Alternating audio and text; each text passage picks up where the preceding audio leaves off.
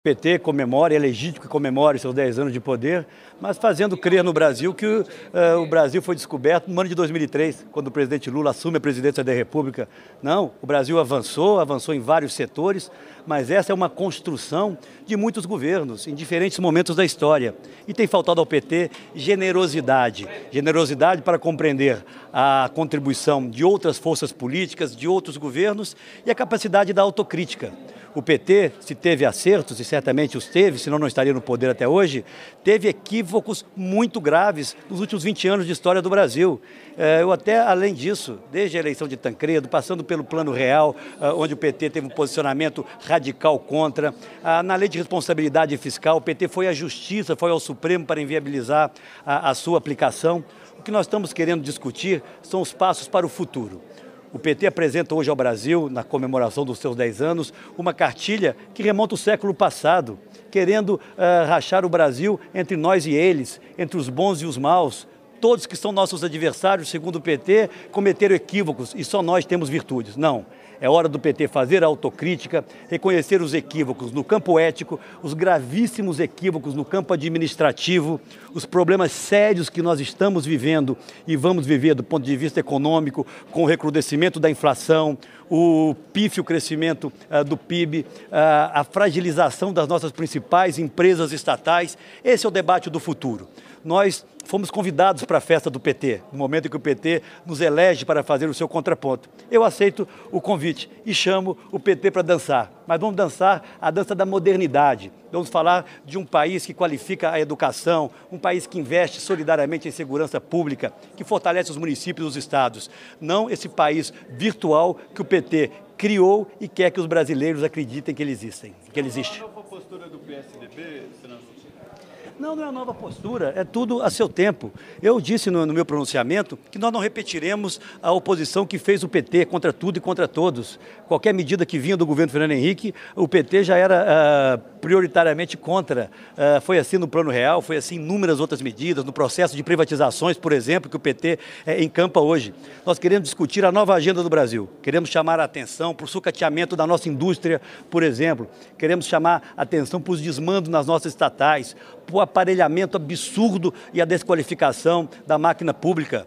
O crescimento do PIB brasileiro só foi maior que o do Paraguai. Vejam bem que o do Paraguai no último ano. As coisas não vão bem e o PT quer vender ao país que eles construíram, com todas as suas virtudes, um país virtual. Um país onde metade da população não tem saneamento básico, onde a saúde pública é um flagelo para as principais, para grande parte da população brasileira em todas as regiões do país, onde a qualificação da educação nos coloca nos últimos lugares em qualquer ranking internacional. Esse não é o país cor-de-rosa que o PT busca pintar. Eu vim aqui hoje para dizer, vamos discutir o Brasil real e é preciso que o PT tenha generosidade para reconhecer a contribuição dos que vieram antes, em especial na estabilização da moeda, e tenha também a capacidade de fazer autocrítica para não errar tanto quanto já errou no passado. Senador, o senhor apontou, o senhor qualificaria hoje que a economia é o que mais está pesando?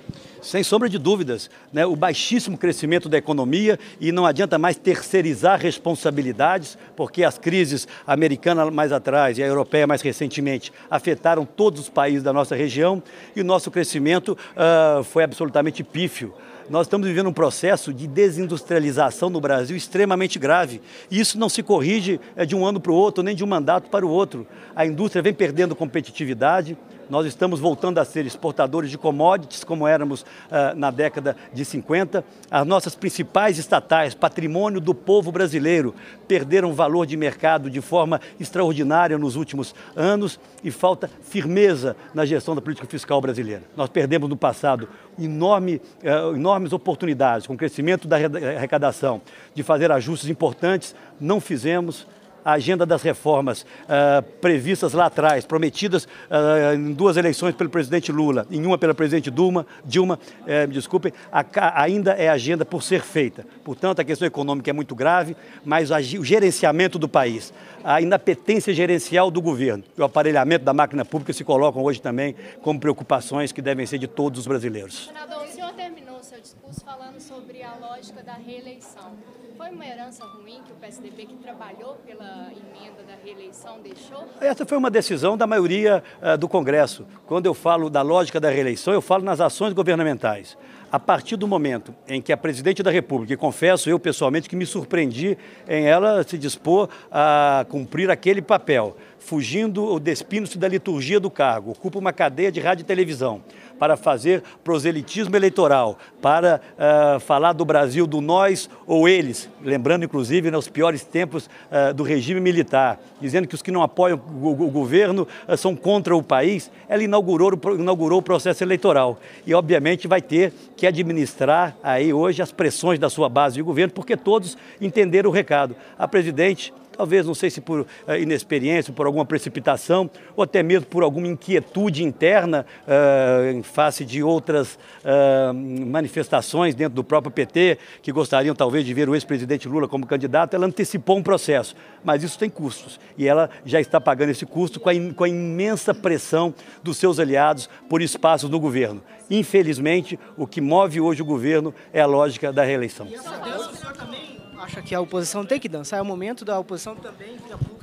Nós estamos fazendo isso. É o momento de entrar na eleição? Eu acho que é o momento de discutir os temas que interessam ao país. Não é momento da eleição. Eu não acho que nós devamos antecipar a nossa agenda em função de o governo federal ter antecipado a sua. Repito, eu acho que ele, em um determinado momento, buscou dar ao próprio presidente uma satisfação interna, né, para dizer que ela era candidata à reeleição, mas com custos, repito, altíssimos em relação hoje às pressões e à volúpia por cargos e por espaço e por verbas públicas da sua base aliada. Nós temos o nosso cronograma. A nossa preocupação agora é identificar quais são os temas, e hoje eu julgo ter dado uma contribuição para isso, os temas importantes para o Brasil do futuro, para superarmos as dificuldades que nós temos hoje, e vamos debater cada um deles a seu tempo. O sucateamento da Petrobras, as dificuldades por que vai passar a Eletrobras, é incorreto dizer, essa